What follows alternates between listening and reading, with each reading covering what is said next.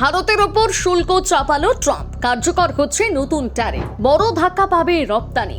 ভারতের ছাত্র আন্দোলনের মাঝে বড় সড় ঘোষণা করলেন ডোনাল্ড ট্রাম্প। কিন্তু কেন নেওয়া হলো এই সিদ্ধান্ত?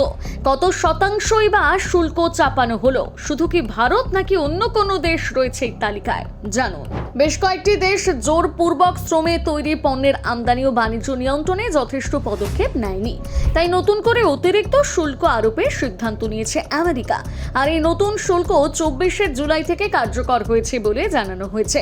অর্থাৎ এখন থেকে নির্দিষ্ট কিছু পণ্যের ক্ষেত্রে আমেরিকায় রপ্তানির সময় অতিরিক্ত কর দিতে হতে পারে। এই সিদ্ধান্তের পেছনে রয়েছে দীর্ঘদিনের একটি তদন্ত। মার্কিন প্রশাসন জানিয়েছে, চলতি বছরের মার্চ মাসে ট্রেড অ্যাক্ট 1974 এর সেকশন 301B অনুযায়ী প্রায় 60টি দেশের বিরুদ্ধে তদন্ত শুরু করা হয়েছিল। সেই তদন্তের রিপোর্টের ভিত্তিতে এবার নতুন শুল্ক আরোপের ঘোষণা করা হয়েছে।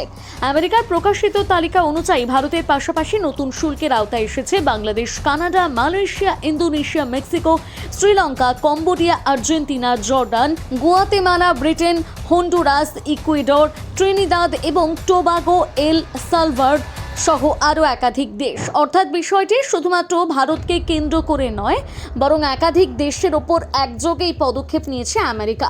তবে এখানেই রয়েছে একটি গুরুত্বপূর্ণ বিষয়। মার্কিন প্রশাসন এখনও স্পষ্ট করে জানায়নি কোন কোন নির্দিষ্ট পণ্যের ওপর এই অতিরিক্ত শুল্ক বসানো হবে।